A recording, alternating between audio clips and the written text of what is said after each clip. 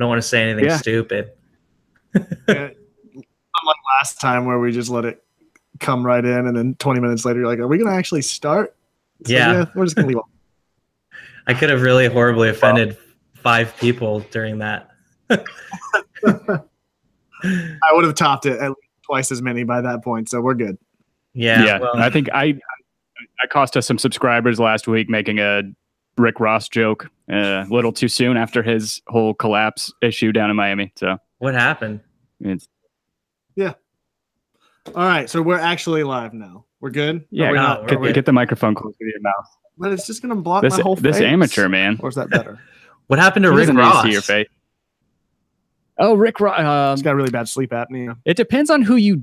I guess depends on who you believe. There's a website called Black Sports Online that reports a lot of like gossip stuff. And one of the things that they were reporting is that he fell ill during a 3-way.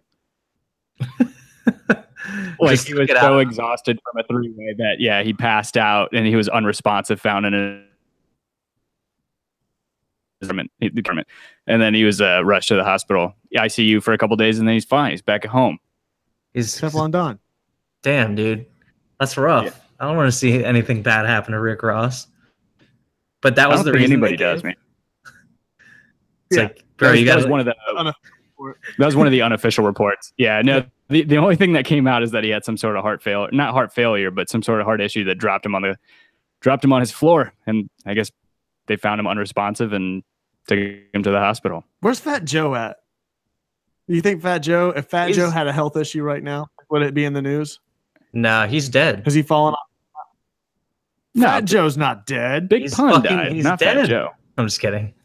Is Fat Joe really dead? No. No, he's dead. Yep. Fat Joe. R.I.P. Nah. Johnny, how the hell are you, man? It's been, what's funny is we haven't recorded this, what we call our main show, Pop Culture Show, in a really long time. And the last time we did was with you. Yeah.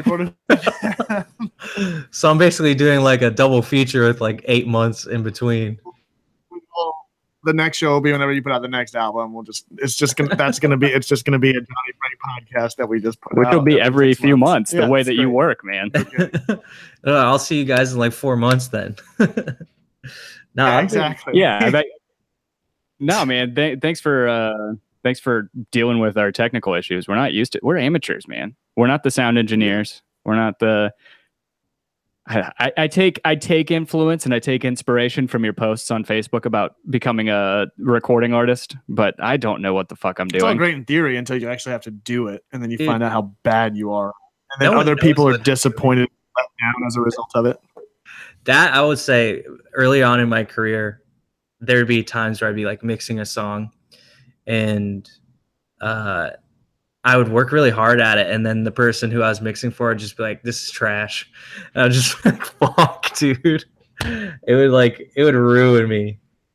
Ugh. I think anything creatively is like that. So I'm an architect by trade, and it's the same thing. You go through, work out the entire design schematic, and then somebody comes over and just starts poking holes in everything, and you just got to start from scratch again.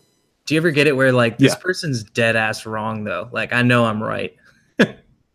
Oh yeah, you get blows sometimes. It's like, okay, that's the other thing is art is so subjective to begin with that it's like, okay, if I can at least see your perspective and then just disagree with it, that's one thing. But if it's just wrong, that's something completely different. And then ego starts to get in the way and titles and everything else. So yeah. Do you ever have to just be like, all right, fine, ruin your own project if you want? No, because my name's on it. Fuck that. Or have you ever had one like where you were so sure that you were right on something, and then like once it got finished, like you got overruled, and then once it got finished, you were like, I was actually wrong on this. Oh yeah, I eat shit on multiple like occasions in construction. It never fails. Because there's a weird translation that happens that you can't. You can draw things pretty, just like I feel like maybe with music, I might be wrong. Something sounds a certain way in your head, or you think it's going to be a certain way, And then once it actually, like for me, I can draw something all day and think it's going to look a certain way. And even if I model it or something, like the scale transition between lines and paper to brick and mortar is a big leap. And so those things sometimes don't translate well. Right. You're like, well, you actually can't build that on this type of stone. And you're like, or something like that. Back to the drawing. Yeah, exactly. See, yeah. I don't have any reference on it. I do so little actual editing with the podcast, and then with work, I work in software, and it's so fast and bang, bang, bang that anything like that happens, I just let it roll off my back immediately. That's what happened to Rick Ross too. It's true. Slow down sometime. Bang. It's just all this bang, bang, bang, dude. You're gonna have a heart attack. Why not just have sex with one woman and then maybe wait a little bit and go for the other one? Tim. Why not? Yeah, exactly. Just have like 30 minutes. It's just greedy. This is really just for your health. Yeah. Yeah, we're looking out for you. This is just really a concern for you. You got a solid chub right now. But yeah, it is like that in music though. I mean, honestly, because I'll do a lot of things where if I'm really bored, I'll just start writing music in my head, and like sometimes it'll translate over and I'll be like, all right, this is exactly the way I imagined it. And then other times it's like you're trying to do something within the confines of time, and like, you know, there's only so many BPM and there's only so many like what you want to do won't fit in that or something like that. So it just doesn't like fit into the framework of music itself. That's why I'm a fucking genius. No, I'm just kidding. Speak for yourself. That's how EDM came about, right? You can't stay within the confines of EDM, right? Dude. How close do you think we are scientifically to discovering the brown note, Johnny? I think that it doesn't exist, dude. I think that no, it definitely does. I think anything exists if you put your mind to it. I don't know, dude. Didn't they myth bust it? Pretty sure they myth busted that. Mythbusters. I don't trust those guys' musical pedigree. That's true. He trusts mine. Give me like Sebastian Bach. Give me like Skrillex. I bet. So we could probably partner up some super group of Skrillex, Sebastian Bach from Skid Row, one of the guitarists from At the Gates, and then somebody from Cypress Hill. Yep. Be Real from Cypress Hill. We would somehow just come upon the brown note, become a #1 hit song, and everybody's just shitting their pants in their car. That's the album title, actually, is Brown Note. Yeah. Oh, that could be my next album title. Oh. We want Tom Petty writing credits on that. I want a credit in the back. I'll give you guys 0.5% royalty. Oh, I don't need royalties. I just want to be associated with the Brown Note album title in some way. We call the album Brown Town. Well, that has different connotations, though, right? And Browntown could be heroin addiction. You don't want to really bring that about during the. No, Brown is just the Brown Note is the album title, and then every track has to have Brown incorporated. Yeah, Burnt Sienna is my track, though. Burnt Sienna. 64 pack of crayons. Yeah, man. That rich kid in class that had the 64 pack of crayons, and I'm sitting there with 8, maybe 12 that year, and you're like, they're coming up with the colors that don't even exist. Yeah. Crayon or crayon? Crayon. It's crayon. Crayon or crayon? Crayon? Yeah. Crayon. It must be a Midwest thing, man. I don't know. Yeah, I don't know what it is either, because think everybody, like my brothers, that extra syllable, dude. Yeah. At least none of us say crowns. One person does. I know. His girlfriend says crowns. It's a real Southern thing. That's an Alabama thing, I think. Really? Crowns? Crowns, yeah. What are you doing with them crowns? That's amazing. The Southern accent is so awesome, dude. Like, I wish that there's like a couple people who had Southern accents that you could just sprinkle in like Columbus somewhere. You just see them. Dude, go a couple hours west of Indiana, middle Indiana. You'll find them. Dude, Indiana is gnarly, dude. It's hit country. That's where my dad's from Fort Wayne, And anytime we drove anywhere other than Fort Wayne and Indianapolis, I was like, where the hell are we? It was insane. It's just billboards as far as the eye can see. Billboards and corn. Yeah. Yeah. That's it. It's like a cornfield with soybeans. Yeah, and Tom Raper RVs, dude. When you go in through 70, when you go through 70, it's just like 55 billboards that say Tom Raper RVs. You're like, what the hell? I mean, it's good marketing. What was your favorite places to go whenever you were on tour and touring regularly? Let's see. I Sounds really like liked one of them. I was gonna say it sounds like there's some memories that have stuck with you driving through there. Indiana is always just, I mean, we used to record there. So we recorded in this town called Connorsville, Indiana, which is like, oh, okay. It's like the standard Southern town story where it's like, yeah, it was a thriving town. Then the plant shut down. Everyone just started doing drugs and shit. It's like, damn it. Yeah. But let's see. I always liked San Diego, but that's like such a generic ass answer though. Yeah. Least favorite. New Mexico. Albuquerque, New Mexico. Dude. Really? Dude, there are a few towns more depressing to me than Albuquerque, New Mexico. And like, I don't know. Is it all just like type of like bolt? Is it just, I mean, the only image I have associated with that town is from Breaking Bad. It's just like flat and mundane and just drugs everywhere. So yeah, actually it's pretty accurate. Yeah, it's pretty accurate. Yeah. Like the Midwest too, though. And the suburbs of Atlanta. I mean, it's just a different kind of drug. Yeah. I think everyone does drugs. Everyone does drugs, dude. What? Yeah. Do you guys have a man, everybody problem? man. Everybody's going to heroin. Dude, that's what happened in No, Ohio. we don't have a meth problem. No, it's all, I mean, yeah, it's heroin, meth. Those are the big two right now, for sure. The big two. I don't know why I'm laughing. But yeah, we have a super awful heroin problem in Columbus. It's crazy, dude. It's like, I think we're like, that's one of the, it's like one of the top 5 cities with heroin addiction, right? Opiate addiction. Yeah, opiate addiction. Yeah. It's all, the craziest thing is it's all outside of the city. Like, I don't think a lot of people in Columbus are super, I mean, I don't think I know a single one of my friends who was like heavy into opiates in the past couple of years.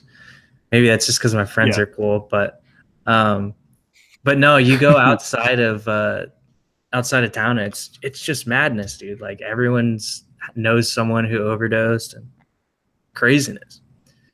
But yeah, I don't know. How do we get on opiates? I'm going to talk about New Mexico, man. So New Mexico, Albuquerque is one of your least favorite places to tour. Where else? Just so we can make sure whenever you start touring more heavily with Bilmuri that we have booking agents that aren't too fond of you. Yeah, that's fine. I got to be truthful to myself, you know. That was really the only place where I would show up and be like, we're playing New Mexico. There's only one venue we played every single time. We played the same venue like 10 times. I don't remember what it was called, but goddamn if we didn't play it every time. I actually really liked it. Like one choice. Say what? Like South Carolina, there's some cities and some states that really only have a couple of choices in general. Yeah. I think South Carolina is one of those. It's like you got Charleston, Columbia and Greenville. Maybe Myrtle Beach. House of the Blues, but that's really it. There's a House of Blues in Myrtle Beach. Yeah. I saw, who did I see there? I saw Thursday. I went to go see Census Fail play there, and just so happens I was there whenever, so Hollywood Undead was playing, and Broken Side, I think before they had that accident that killed a couple of those guys died in a car accident. Broken or something Side? Like that. Yeah, didn't they? I want to say they lost like half of their band, and then they restarted again. No, that's tragic. I thought so. This is back. This is 2000. This is probably 10 years ago. So, I had no idea that happened. Kids were fucking hyped for Hollywood Undead, though. Are they still big? I have no idea, man. Everybody's big. Like everybody that was big or relevant even if it was slightly so, is now had a huge resurgence. I think we talked about this on the last show. Like everybody's doing the 10-year anniversary tours right now. 10 and 15, and it's just, it seems like every tour that comes through here, that people aren't putting out new music necessarily, but bands are coming back and just sucking at the teat for the 10-year reunion tour. Sucking at the teat, eh? But dude, here's the thing though. We get. Say what? No, go for it, Johnny's my bad.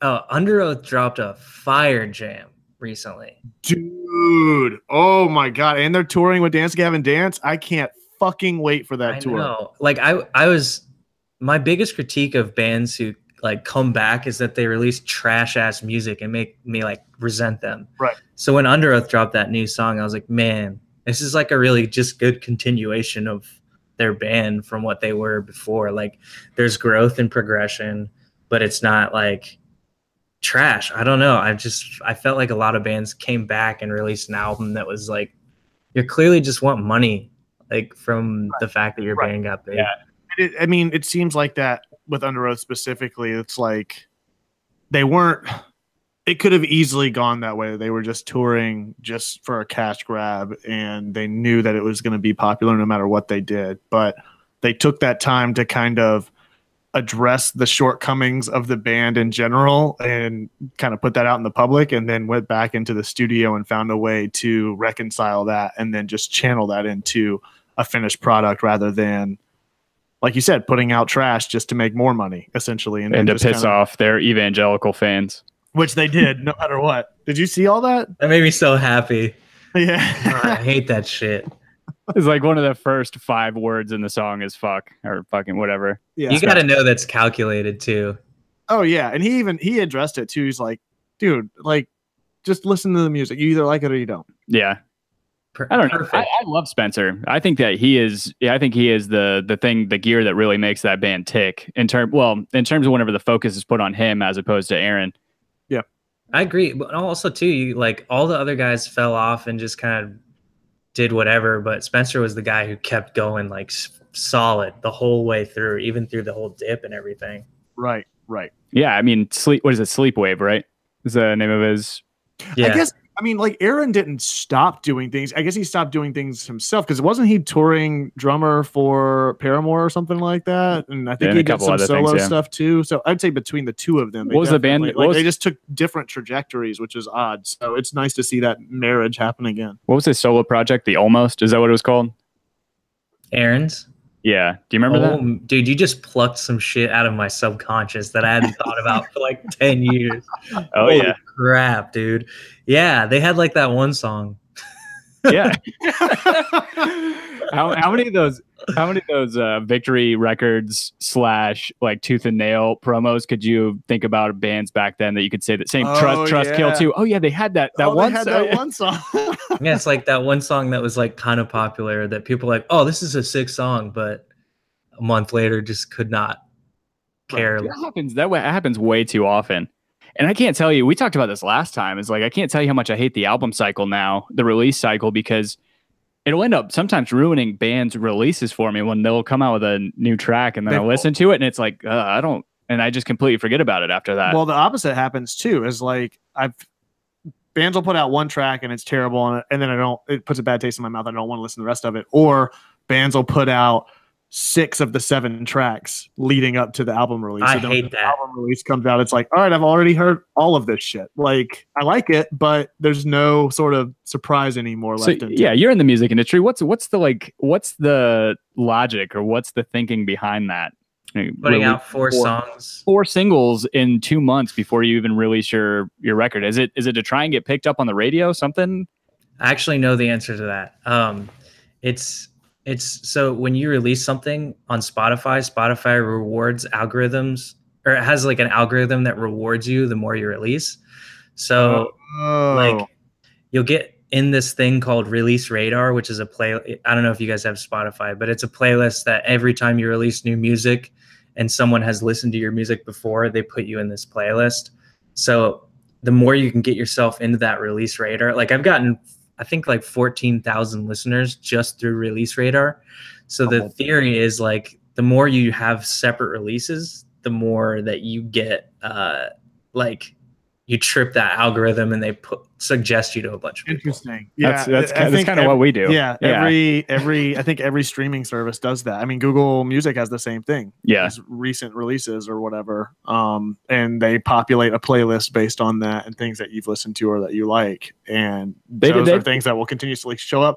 So much so that like Run the Jewels put out "Kill Your Masters," even though it had already come out on the last album, but they put it out as a single for whatever reason, even though the album was already released, and it populated in that list. Yeah, it was like a year later. That makes sense though. It's smart. And I think it'll honestly get to the point where it makes them think twice about how they're doing that. Do you not think so?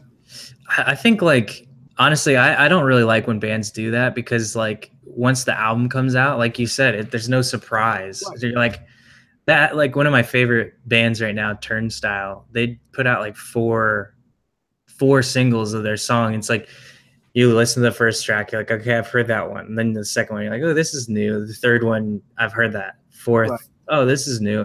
So you don't get that experience of like an album. It's the same thing when movies release trailers and you see like everything that happens in the movie and you're like, okay, well, I feel like I've already seen the whole movie. I stopped watching trailers a couple of years ago for that exact reason. Like, I will bring sunglasses and headphones into the movie theater and put my head on my lap whenever I'm going to watch a movie because of that exact same thing. It wasn't like obviously it's a 3-minute trailer and an hour and a half movie, but of course the trailers are showing like big pivotal moments in the movie. So even though it wasn't the whole scene, just contextually, I was like, oh, this is setting up this little thing that I saw in the trailer, and it's just completely botched.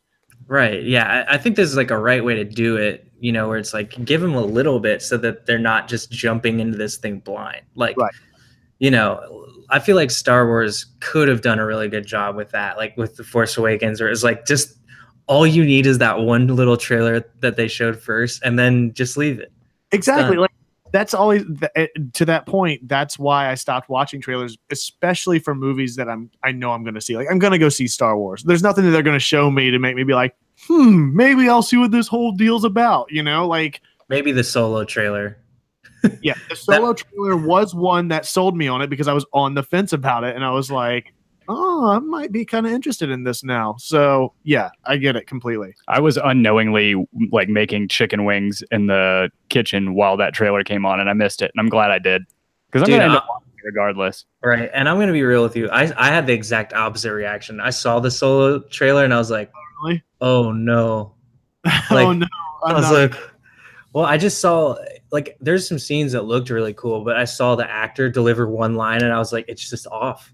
If that is the one line that the trailer company picked, like what are the other lines? I just had a different perspective on it. Mine was just more, I focused on the eye candy part of it, which is probably what their intent was that they didn't focus on any dialogue or any substantial plot points for that reason, to offset the fact that it may be terrible. But we'll find out in a couple months. Amazing as Lando, and I'm not a big, all over everything Donald Glover does, but just his mannerisms. Is it mannerisms? Mannerisms, yeah. Yes. Not aneurysm. Mannerisms. I was going to say mannerism. That's whenever you mansplain too much to your wife. And that's my Jeff Foxworthy joke for the night. Yeah. But yeah, I agree. Like, I think you can, I mean, like, we'll see what it turns out to be. Like, it could be dope, but I know they had to hire an acting coach. They had a director change during the middle of the movie. It's like, that is just not a good sign. Right. I you say that. Well, I don't know about the acting lessons, but director change, Ant-Man is Ant-Man's to me the perfect example of a movie that turned out great just because I think that Edgar Wright had imprinted on that movie so much before he walked off set or whatever he did. Why did he leave? I think it was creative differences. Yeah. I think Marvel, Disney, whatever, it came down. They're like, nah, because I mean, you think about Edgar Wright's movies, they're not really going to be on par with what Disney's going to want to put out. I mean, his famous movie Scott Pilgrim, and there's still some pretty like lewd stuff in that movie. Oh, yeah. And the visuals are not going to be cohesive with anything else in the DC or of fucking MCU.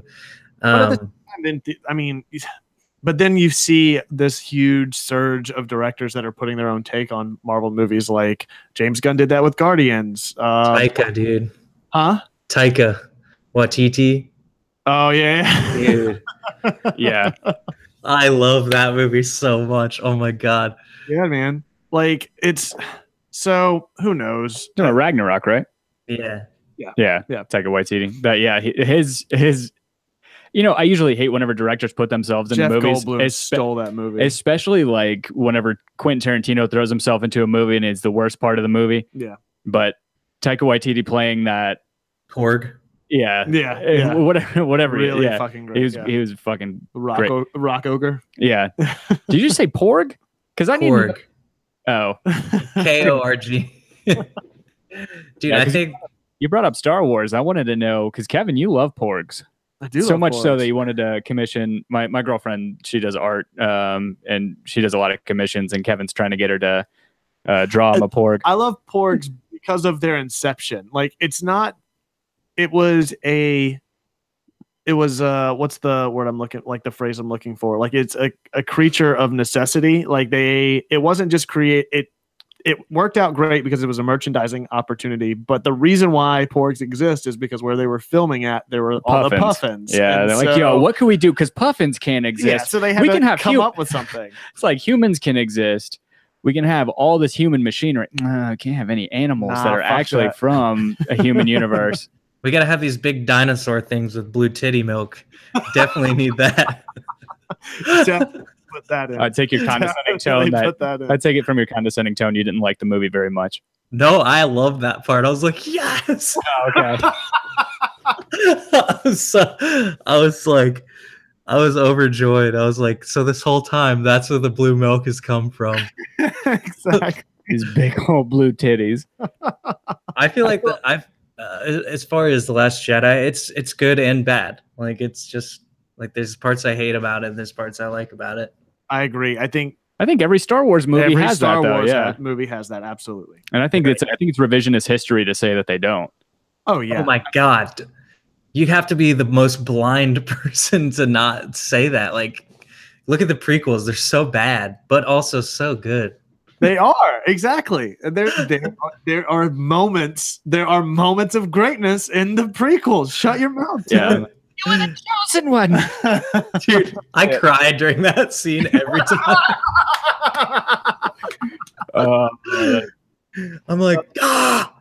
No, I would say episode 3 is my favorite Star Wars movie of all time. It's pretty great. I mean, we did a whole series leading up to The Force Awakens where we went through every week and watched a movie and then came back and talked about it, having been removed from it and then actually watching them in sequential order. But you noticed a lot more of the ties that are sort of contextual in episode 3 that build into episodes 5 and 6 that are sort of undertones and not directly in your face. And guess what? One of them isn't. It's fucking pod racing. And that's the part I fall asleep every time I watch Phantom Menace. It did not age well. It did not age well at all. It did not. No. Neither did the Windows XP screensaver that all the Gungans are walking across whenever they're walking to Naboo. You're the only other person that I've heard made that joke, but I make the joke all the time. Like, this looks like the Windows XP, like, dude, I was like, I remember watching it, and I was just like, that is so rough looking. Oh, yeah. What do you think about this? I have this idea that, like, you know how they always do like Call of Duty 4 remastered version, like update the CG or the graphics. Do you think that if they completely upgraded all the CGI to modern era CGI in the prequels, would it make the movies any better? Or like, would it change? I think that's part of with episode 1, especially whenever they're going into the Gungan planet. Or whatever, not even the planet, right? Going underwater and all that. Yeah. It's just, everything is just so hard to look at these days. Because back then, it's all relative. Back then, it's like, oh, this is cool. Right. I remember even back then, I didn't really like that movie that much, but I was huge into 4, 5, and 6. So anyway, I had kind of like my own predispositions about the movie. But I think I found a new... So we talked about the prequels before, and this is going to be the last point I make about Star Wars. But it's not going to be the last point. I found a new appreciation for the prequels in the Last Jedi. I don't know if you noticed it, but like the conversation between Kylo and Rey, whenever he's like talking about making their own like Force companionship essentially, and how they can just do their own thing, is the exact same conversation that Anakin has with Padme in the Citadel or in Coruscant, talking about overthrowing the Senate. And he's like, we can make our own form of government. You talking about whenever she was child grooming? Yeah. Whenever she was like, but it's just like she's like, I'm 10 years older than you, but I'm gonna get in those pants. I like it. Yeah. that make Padme a man and it wins an Oscar called "Call Me by Your Name." That's all I'm saying. But or you could recast Padme with the girl that plays 11, because they are the exact same. Have you seen those memes? Like people that have shown her next to Natalie Portman at like that same stage of her life, and they look the exact same. Huh. But yeah. CGI, updating CGI doesn't make those movies better. That was the question. Answer the man's question. I definitely think it would. What about you? I think aside from that, though, you also need to put in more selective editing into those movies as well. Which you need to cut probably half of those movies out. Exactly. I think it's possible, though. I think. Do you think if you were tasked with re-editing the prequels, could you make them better? Dude, I think that's a summer project. I think, okay. I say you take the 3 prequels. They're each, 2 hours long? Edit it to 1? Edit it to 2 maybe, max. 90 minutes? 90 minutes. Shut the fuck up. I bet you... you can cut out 90 minutes of the Obi-Wan Anakin fight and still... Whoa. Over. Yeah, you have the... I love that shit. Oh no, I made the same point whenever we did the recording, how much I love the fight, and I just got shat on because it was 20 minutes long. You talking about from Revenge of the Sith? Yeah. Yeah, oh yeah. No, I think one thing you can cut out. I think that is a summer project between the 3 of us. We each get one of the prequels to edit down, and we edit it down, and we got to learn video editing first. I like that. So easy. Yeah, just open up Adobe Premiere and just split, copy, paste, move. Editors shouldn't get paid any money at all. Yeah, no, I mean, I could do most of that stuff on my phone now. Yeah, I mean, exactly. phones have iMovie on them that you could just.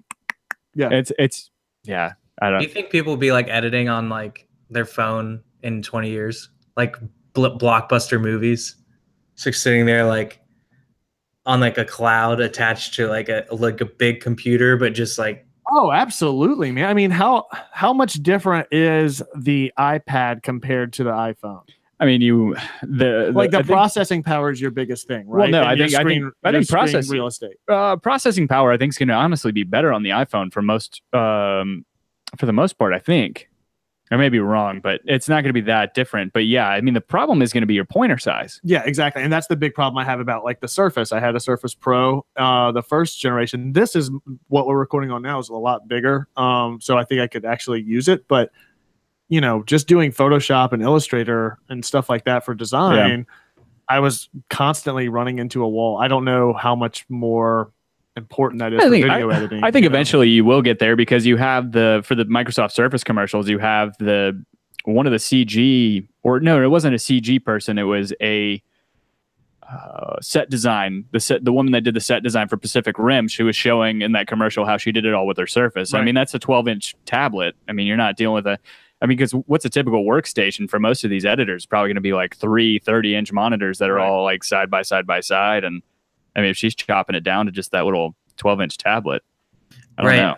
I would imagine there's like a substantial amount of work that you could do without even really like, if you're just going through clips, like you don't need high like resolution. But even like, I would love to just be able to like sit in like a coffee shop and like edit vocals attached remotely to my computer, like, and just edit vocals and stuff like that, like with my fingers. Right. It'd be dope, but I don't know. I think you could do that. I mean, you could do that with an iPad right now, right?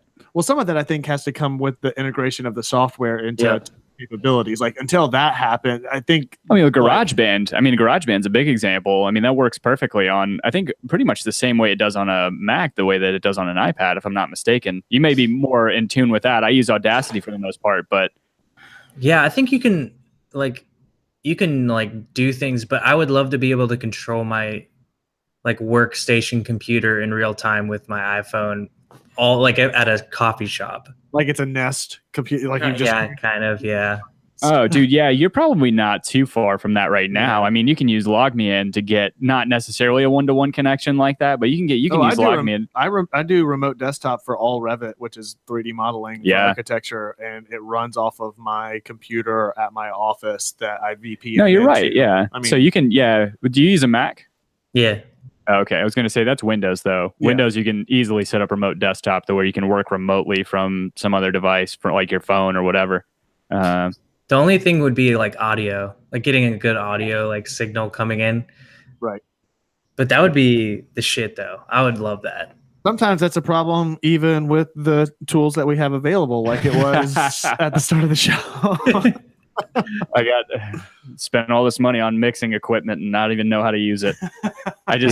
We set it up and it works, and we just leave it. Yeah, fucking poser. Fucking poser, man. Yeah. All right. Shit. Okay. 50 minutes later, are you releasing this Friday? Yeah.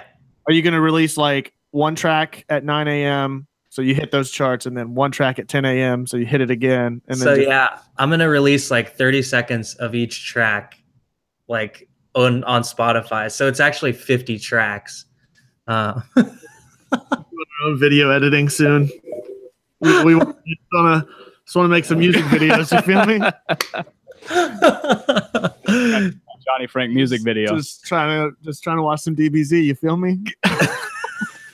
What was your reaction to that video? Did you? Oh, dude, I was hype as fuck. As soon as that came in, I was like, "Oh my god!" Just trying to figure out what all the references were. But I was hooked on Dragon Ball Z, but then Pokemon came in, and I was like, "This might be one of the whenever the hook comes, whenever Homer Simpson's just running." Yeah, it's brilliant, man. The first thing I did is, after I listened to it and watched it one time, is run into the other room and show Angie. It's like, this is amazing.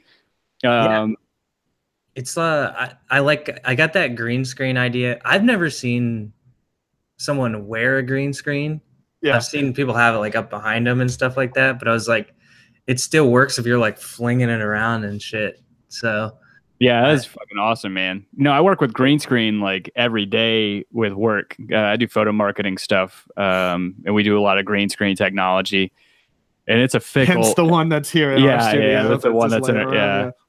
It's a fickle mistress, man. Because sometimes with the light, I don't know if you dealt with any of those issues, but whenever the light hits it wrong, or you have shadows in the wrong place, and shit just won't sample out. Right. Yeah. I guess I'm like lucky because the whole like, if it doesn't work fully, it still looks kind of cool. Exactly. That's the cool thing with the way that you shot it, is there's so many fucking filters and overlays that if something's slightly off, you can't tell. And then the graphics that you put on it is moving so fast, you're not going to notice any seams or wrinkles or anything stupid like that. Yeah. Right. It actually keyed out like weirdly well. I thought it was going to be pretty shitty, like way worse than it was. But I mean, there's parts that like didn't work super well, but I don't know. It's like no one's gonna care. It's like, hey, what the fuck? Yeah. I can't believe I'm a fucking imposter. So he doesn't know green screen. This side's not even chroma key green. What's funny is that now you've addressed what we talked about earlier in the show, which is like living up to expectations or doing something, and then it's like other people can poke holes into it because you've approached so many things with Bilmuri and your meme culture and everything else that you put online, that like any slight error in the content can just be perceived as intentional. For example, I went to your online store and I saw the raincoat that you put on there and stuff, and the logo is just photoshopped over one of the strings on the like one of the pull strings, and I was like, intentional or fuck up? Who can say me more? Like, all completely awash at this point. I saw that and I was like, I was like, if that's enough Like clearly the person buying this has to know that it was on brand, I think. there it is. Yeah, it was brilliant. I loved it. It's definitely the aesthetic. Dude, I think there's something about like when you like purposely make something look shitty, they like it's also like very self-protective. Right. It's like it allows you to kind of like take a risk. But you still a certain amount of like finesse in that, because it can get overly complicated and overly messy. Like you have to toe a line in between it looking too polished and then too I don't give a fuck and poor quality as a result of that, because messiness can turn into poor quality really quickly. Yeah. Oh sure. Yeah. I mean, like the funniest thing, have you guys seen the video for Feel? It's the other green screen one. It's ridiculous. Oh yeah. So that video, like we set up a green screen for 15 minutes and shot like just 15 minutes of me in front of one, and then sat there. We did it all in like it was probably 5 hours total, but like it actually took a surprising amount of thought to make something look shittier than you like. Dude, oh my god! Like I said, it's all fucking perfect and on brand. Like the climb video that you put up is another great one. Like it's, dude, I love it. I really, somebody that appreciates sort of controlled chaos. All of this stuff has flowed really well from one project to the next. You know what I think it is too is like a lot of the things. It's like me making fun of music videos because I'm so bored of them. Like, you know, like I'll watch just a music video from any band that has like a guitar or anything, and it's so played out and boring. So I just think like, what can I do to make this like more exciting instead behind like putting a bunch of lights up and, you know, and I think the best way in my mind is just to make fun of it and like to challenge what the tropes that people like accept and just be like, I'm just going to make it as shitty as possible instead of like, well, it's not shitty. It's like, as I guess, fun as possible. I think that's a better word than shitty, because it's like you've taken pride in something, even though it can be perceived as quote unquote shitty, which it's clearly not based on the amount of people that are flocking to it and actually enjoying and listening and talking about it. Side note to that, respect to you, because I saw on the Gradient video of the hundreds of comments, you went through it and replied to every fucking person that commented on that video. And I was like, I'm going to find one eventually that they didn't respond to. Nope. Even if it was just a smiley face, everybody felt special. Yeah. I mean, I just got to do what I can, you know, like it's like if that's going to be the thing that distinguishes me from other bands, I'm going to do it. You know, like, I don't know. And also too, a lot of the times, like I'm just sitting by myself, so I'm like, why not? Yeah, like what else am I gonna do? Yeah, from afar, I mean, you could tell that you tried. I mean, your social media presence seems to be more about engagement activity or engagement quality than it is about quantity or just redirects. Like, yeah, just the percentage of your followers that seem to interact with it. I mean, it's good though. I mean, they seem like you're making a community out of it. I think that's important these days, because I can't see people that I see on social media that have 50,000 followers and get like 5 people maybe to interact over the course of a week. Yeah, it's all paid advertisement. Yeah, and it's like all telling your audience to go do this and go do that. And I just like, I think that like you are not there to tell your audience what to do. Like you're there to entertain them and like add value to their life. Like to make their life more enjoyable for choosing to follow you, or, you know, for them choosing to be a part of your life. That's like something I learned probably when Bilmuri started. There's this guy online named Gary Vaynerchuk. He's kind of a douchebag, but he's very like, he's very good with social media. And he was like, you're creating a relationship with these people. They're not just like your pawns. And I was like, that is so unbelievably true. Like, I want these people to feel like they're had that exact same thing happen, where people that we've met or talked to through just doing this shitty podcast that we have become friends with and talk to on a regular basis. Yeah, kind of crazy, but yeah, it's an awesome thing. And a lot of the times, like, you know, if I'm sitting by myself or something, I just pull out my phone and start talking to people. And if they ask for something that's reasonable, you know, I'll help them out or whatever. And I think, like, I don't know. I always wish bands like that I liked when I was younger would do that, but none of them did. Absolutely, because it becomes like this marketing thing. Because I feel like everybody has that sort of downtime where, at least personally, I would want to just kind of interact with somebody that is going to be interested in an actual conversation rather than boosting a number or a dollar amount or something like that. Like, that seems to be much more conducive to my efforts if that is the goal in some way, because then the conversation will lead to other people being interested or being able to relate to it in some way, rather than this polished, like, all right, we're going to ask these certain questions and you can have your response ready to go. And then it's like a script, essentially. You forget to send him the interview questions? No, this is all part of it. Oh, okay. I'm literally reading off the script you guys sent me. No, it's kind of, it's tough, man. Because I did that for a long time.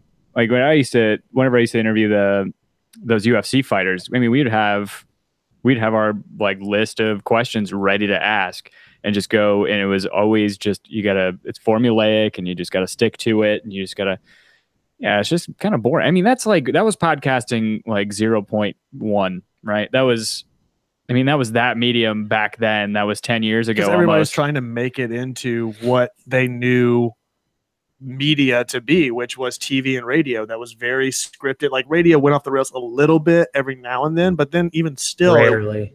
Yeah, exactly. I mean, they have an outline that they follow. They've got the same sort of voice and quips that they're going to plug and play with. Podcasting has evolved and people are going to gravitate towards real reality now. Like, social media, people are wanting to get the actual social aspect out of social media now, rather than just trying to get followers, or at least those are the accounts that I tend to gravitate towards. So back in October, whenever we talked, you were talking about how Facebook you think is going to make a big comeback, and much to the chagrin of like the shareholders at Facebook, it seems like they're making changes on their end that are going to be more beneficial, like you were talking about back then, when it comes to actual consumer engagement. That's not just seeing commercials and seeing marketing material show up. It's actually seeing conversations and things from your actual friends, or, you know, the pages that you, and as you see Kevin pouring some bourbon. Yeah. I mean, have you seen any increase or any sort of bolstering of Facebook in the past, I don't know, a couple months? Dude, total. I mean, YouTube is really not doing so hot right now, especially for newer creators. I mean, like, I think that they'll figure it out. They're just going through growing pains right now, trying to figure out how the hell to properly monetize content that cannot be reviewed by a human. Mm-hmm. So, you know, they're not going to have a Coca-Cola ad on an ISIS video, you know, or something like that. It's like, which I think that ads, you know, the amount of ad revenue that was flowing through YouTube was probably too much, and they grew too fast. So they didn't have the infrastructure to be able to know how do we figure out what videos are bad? How do we figure out how to let know advertisers what they can advertise on?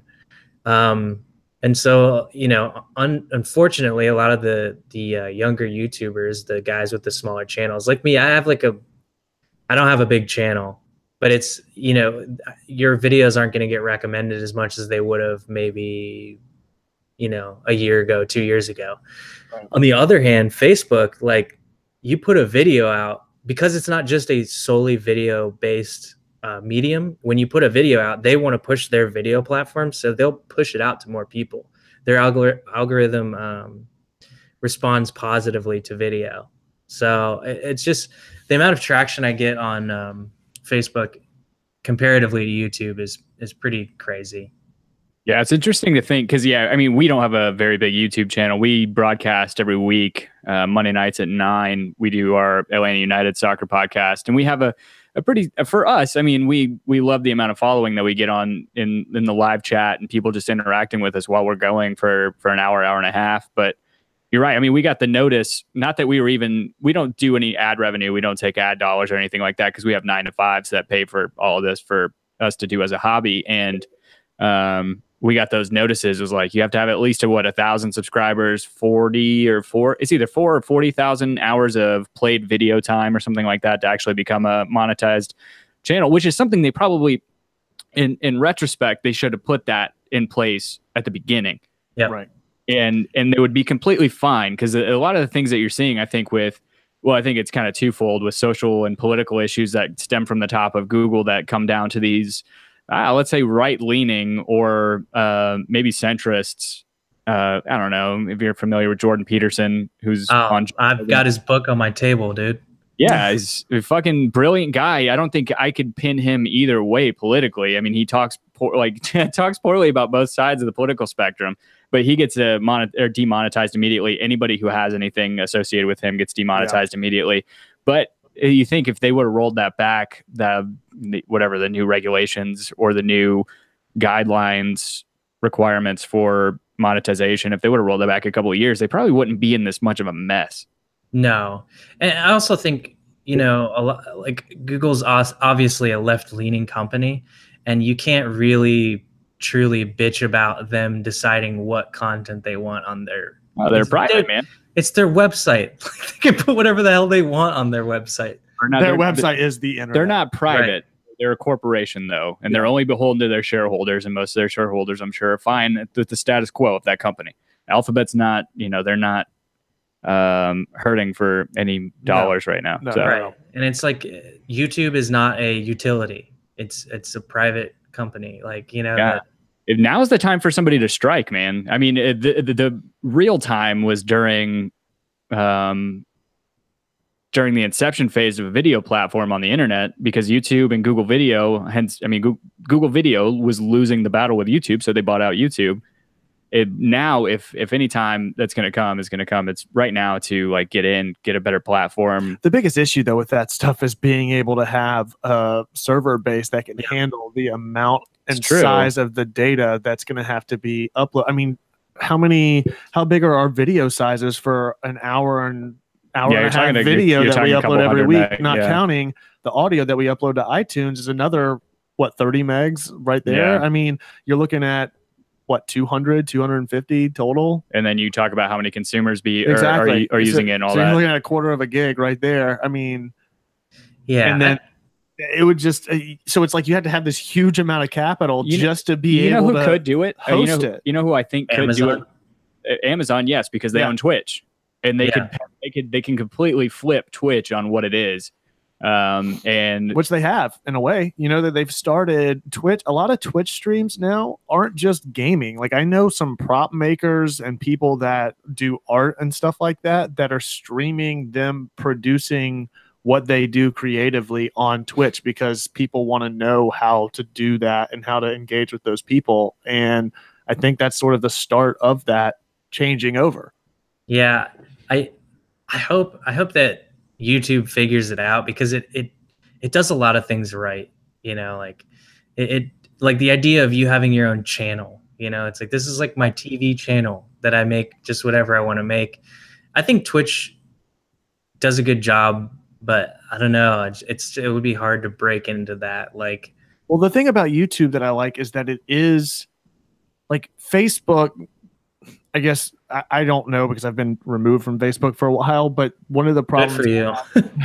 one of the problems I have with it is that everything is tied back to your personal identity. And so, like, with YouTube, I don't have to have some sort of algorithm or even display of my interests in the videos I watch, along with the music I listen to and my status and my likes on this other stuff. I think it's more like that than you think. No, I know it is, but what I mean is there's not a Kevin YouTube page that all of my friends and all of my coworkers and everybody else is going to see what I think and say about things and what I'm watching and viewing. You can, and you better lock that shit down if you don't want people seeing that, because they can totally see what you like, what you subscribe to, what you comment on. I gotta go. Yep. I think they can but you can't, to your point, you can't go see some status they posted. Usually, no, usually click on some. There's more anonymity in YouTube. Like, right. if I see someone make a funny comment, I'll almost never click on their avatar and be like, I wonder what's on their profile. Yeah, and there isn't like a bank of photos of them, like right. It's doing not like shit. them and all their friends look at. It's not a social. It's like it's not tied to them and their person entirely. Like yes, those things are available, but you have to like go to specifically target someone to find it. Versus Facebook, where it's just constantly going to be populated on somebody else's timeline just because you happen to be friends with them. Right, and I think like the most what's happening a lot to content creators and stuff is, at least specifically in the music realm, is there isn't as much of a loyalty to YouTube as there was before. It's more like, oh, I'm going to throw my videos on Facebook and Twitter and Instagram and YouTube, as opposed to just like little clips to get people to go back to YouTube, because you're not making nearly as much money as you were. Like everyone's ad revenue got cut in like half, if not even more.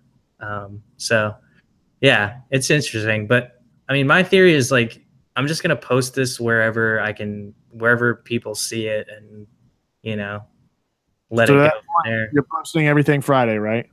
Solid Chub. Yeah, the whole dealio is coming out Friday. That's going to be up on all the streaming platforms. I know that the store is new, right? You didn't have it up until this album release, right? You didn't have merch or anything. I mean, I think you sold the CDs, but that was about it, right? I did the CDs with a couple things of merch. And then before that, I did a couple really small runs of merch, just one shirt that I had for like 2 days or like a couple days. And it was really me trying to figure out, like, I don't want to be a band that's just endlessly plugging merch, because I hate when I follow a band online where it's like all they do is just like, make sure to hit up our merch store. Make sure to hit up our merch store. So I'm like, all right, I'm going to do a week-long merch store of all completely new designs, and maybe like 2 or 3 times a year.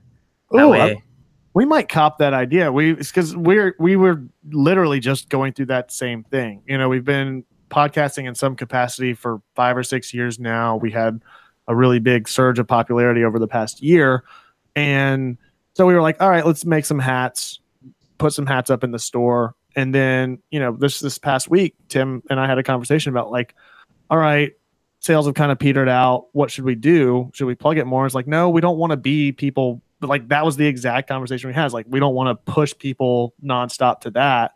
But I like that idea of doing something limited that people know, all right, I can do it or not, but if I don't, it's going to be gone. I like that.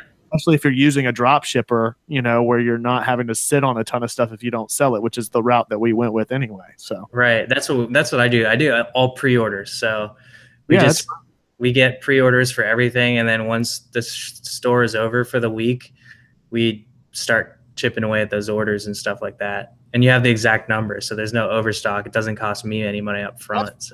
And that's why we went the route that we did with the merch too, was because we didn't have hundreds of dollars to go buy a bunch of inventory. We wanted to make sure that we could. It's just too many dollars, man. It's a lot of dollars, dude. We want to limit those dollars. Yeah, so many dollars. Solid Chub. If there's, like on the list of oxymorons people talk about, oh yeah, like the way that if I were to ever teach high school English and I was explaining what an oxymoron is, like teachers now would be like, like icy hot, solid chub. I don't even know where that came from. I was just. It's coming out, but this will go up tomorrow, but without telling us a whole lot about the album, are all the track titles still one word? You released track titles the other day. I don't have them in front of me. Yeah, they're all one word. Yeah. I'm like running out of single words though, so I need to step my game up. Through the dictionary, man. I know. Exactly. Yeah, I think I wanted it to be like a sequel to Banana, and so like very clearly like if you look at the artwork, it's absolutely, absolutely. It's very much so. I like the whole breakdown that you did. Like, yes, my mullet hair is spilling out Bilmuri on the floor. Yes, I do have umbrellas in my beer. I'm wearing Skechers shape ups. Yeah, love it. What you've created is truly amazing. I appreciate it, man. No, seriously. I mean, I don't know how to describe it. It's a lot deeper than people would probably think going into it. But yeah, it's still it toes the line between that and still feeling approachable. And what I meant by that is just the amount of joking you do on your social media about this stuff. Right. Yeah, well, I mean, like, I do think a lot about it, like, and put a lot of work into it. But I do that so that it looks like I don't put a lot of work into it. Yeah, and that's brilliant. Again, part of the aesthetic. That's Absolutely. I mean, that's what it's all about. You're building that brand. So this is album release number 6 in what, 3 years? 2, a little over 2. And the second of this trilogy, so to speak, right? Because it wasn't the last one, sort of a trilogy. You did the 3 albums that kind of lined up with one another, and then this one will kind of banana. Are you planning another one for this year, or have you even started thinking about that yet? Yeah, I've got 3 written for the next one. Fuck yes. Nice. Man, I want that sneak peek. I'll share the album with you guys. Oh god. Yeah. Sneak meet. Yeah. Yeah, I probably should have done that before the podcast, but hey. Put it this way, even if you can send us like the audio for Gradient, even we can make sure that it's like intro and outro music for this episode. At the you have any requests? Put that out. You have any requests? Whenever we put the podcast up tomorrow, what should go for in the front and the back? I mean, you can put Gradient if you want. Just that was a very if you want. I mean, it sounds like you've got better plans. What do you want? No. Gradient's good, dude. I mean, or you could play a new song. I don't care. How many tracks are there? 8. All right, so we can still upload another 6 before we've reached the pre-release cap. What I was gonna say, if you wanted us to tease some stuff, we can put stuff in the front and the back too. If you wanted to put like a 15-20 second teaser in the front and back, we could do that for you. I kind of just want people to hear it like straight up. Okay. Yeah. Great. But I'll send you guys Gradient, and you guys can do that whatever you want with it. That'd be solid. I like it. That'd be a solid jump move. Yeah, I think like that's the whole like thing was I wanted to make the band my personality, because I've thought like what is the reason people aren't able to do this for the long run, that their careers last for a couple years and they phase out. And I think it's because they build their audience around something that isn't who they are, specifically musically. I mean, I think that's like one of the most important things is like, you gotta build your music and whatever you put out around what you like and your personality, because that's not going to change and you're not going to feel disingenuous and fake doing it. So like, I mean, the funny, like that's kind of my personality, where it's like, I'm pretty funny, but I'm also pretty dark. Yeah. As far as like, I'm pretty melancholy. So I feel like Bilmuri kind of has both of those kind of dynamics playing into it. Yeah, absolutely. You haven't been approached by the actual Bilmuri, have you, in terms of like a cease and desist letter yet? No, I thought about it, but if he'd sent me that, I'd be like, just be in a music video with me. Yeah. Because I remember that happened to one of my, Norma Jean, that's what happened to them, right? Oh, really? They were ludicrous whenever they first started. Oh, yeah. Was it the same? Oh, and they're from Atlanta too. Yeah, that's smart. Double whammy right there. LUTI space KRISSS, which I think translated to like love of Christ in some like either Norwegian or Swedish or something like that. Gotcha. How could they get bombed if they didn't have the same spelling? I don't know. Probably the same way that they probably backed off because they were probably going to get buried buried under paperwork that's usually what happens with those kind of things. Really? Yeah, I imagine. I was surprised that didn't happen, because I think Charles Barkley approached CeeLo and Danger Mouse about Gnarls Barkley at the beginning. Yeah. No way. Yeah. How? I don't get that. Yeah, I don't either. There was a God. I put that album on one of those albums the other day. St. Elsewhere, I think it was. Still good. Yeah, it's fucking great. Good. Yeah. I put it on. It wasn't the other day. It was the end of the Atlanta United season last year. Whenever CeeLo did the national anthem, I was like, "Fuck, I want to listen to some Gnarls Barkley." It's still great.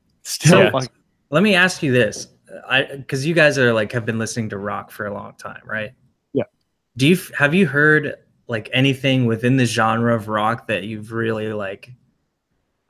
My point being is like everyone's saying rock is dead and shit like that, and I tend to want to agree with them as far as like me listening to bands that put out stuff. There's like a couple bands. I think The Plot and You put out a really good album. But I don't know. I just want to know what you guys' thoughts were on that. I think one of the bands that I don't know. It may just be I'm a sucker for really good post-hardcore or also good metalcore albums, and I think there are bands that do it a little different that get me hooked. Bands like Era, Yeah. What Jesse Cash, what he whips out, he and Sean do on the guitars is like fucking amazing, and I think that adds a whole new layer to that genre. And I think it's starting to become a little derivative of everybody else doing the same thing off of them, but it's like them, Architects. I can listen to them. Like I'm gonna try and see them on Friday. Dance Gavin Dance, to me, just because they're like kind of one of a kind. That's true. No one sounds like them. They've gone through so many iterations, and they still find a way to like keep it fresh. Yeah, they reinvent themselves, but still carry on some of what has made them unique for so long. You know, absolutely. Idola is probably. Have you ever listened to Idola? Uh-uh. You should take a listen to them. They're on Will Swan from Dance Gavin Dance record label. Really, really good dudes, but very like out there. Like it's like progressive post-hardcore. It's kind of hard for me to put it any other way. But Andrew's the touring guitarist for Dance that's true. Andrew, who writes all the music for Idola, he's there. He's Dance Gavin Dance's like in studio backup guitarist and touring guitarist. So Good Tiger. I've been listening to their new Good Tiger. Really you ever listen to Good Tiger?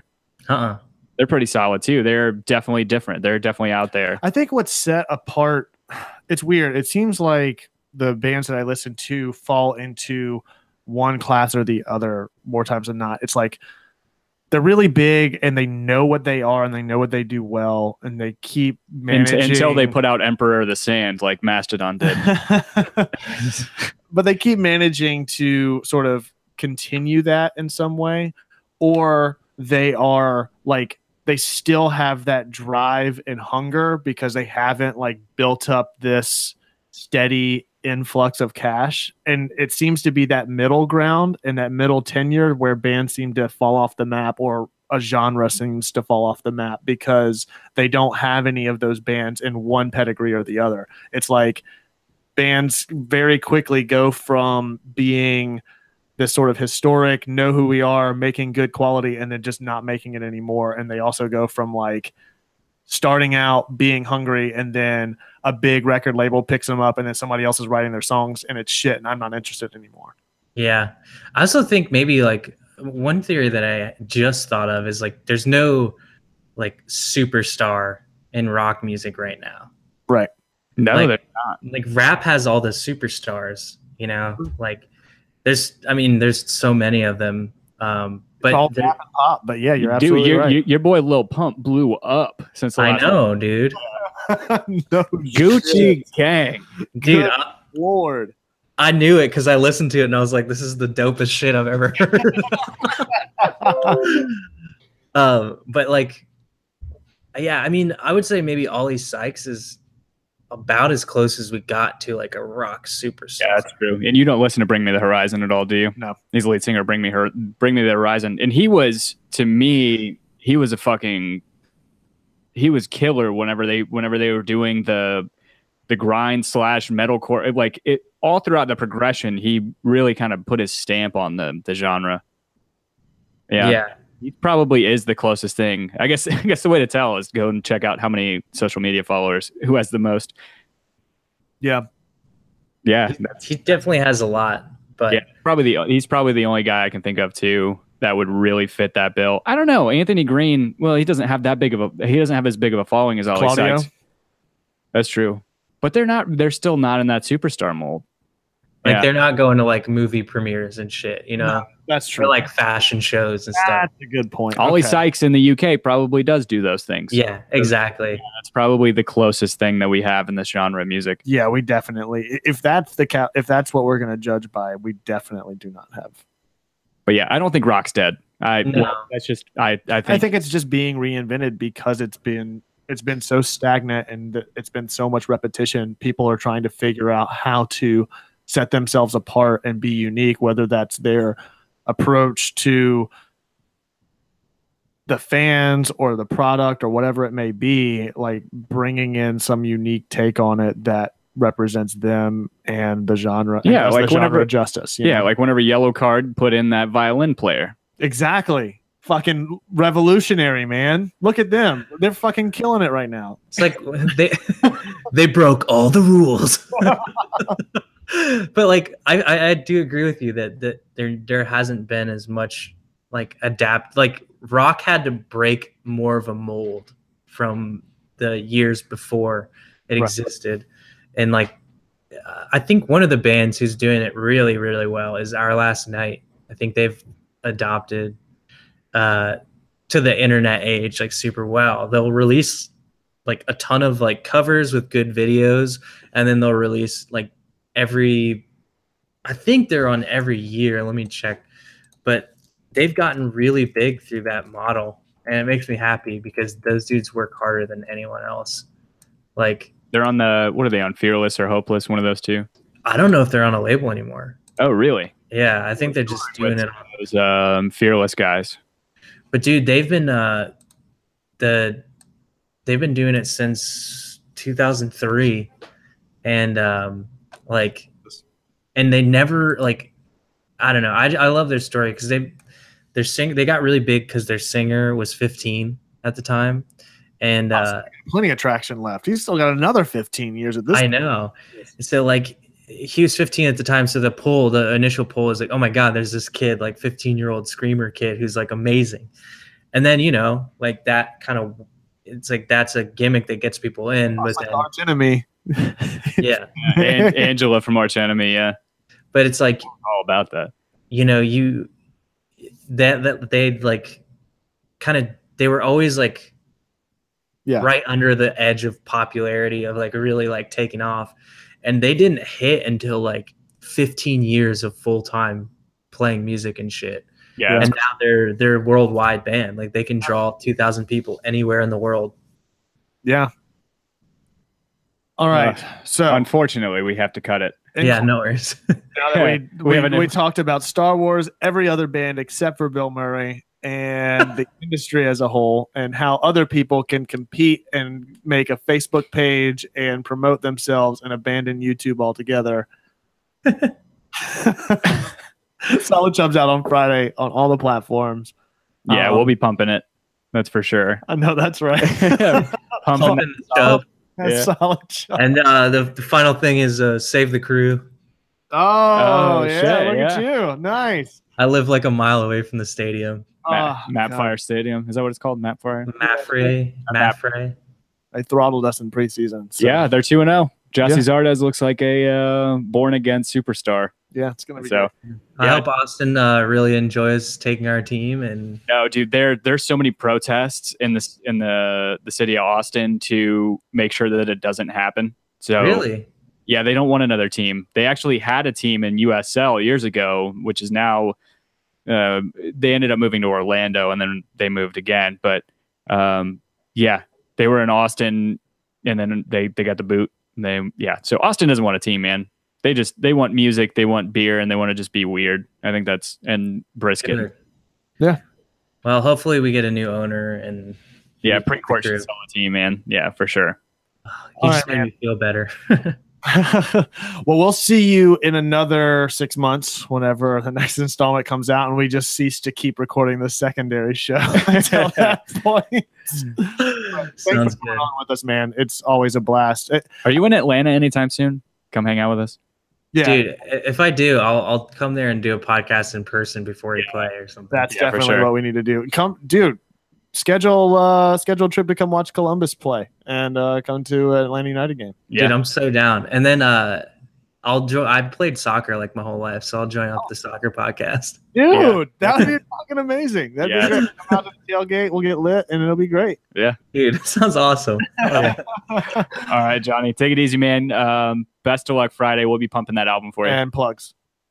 Where can they find? Yeah. Where can they find you on Twitter, Facebook, all that? Bilmuri Band, Instagram, Bilmuri. Bilmuri tweets on Twitter. and then Bilmuri on Facebook. Yeah. If you type in Bilmuri, I'll show up. Yeah. Cool. All right, man. Appreciate it. We'll be in touch and can't wait till Friday. Hell yeah. See you later, guys. All right, see you, man.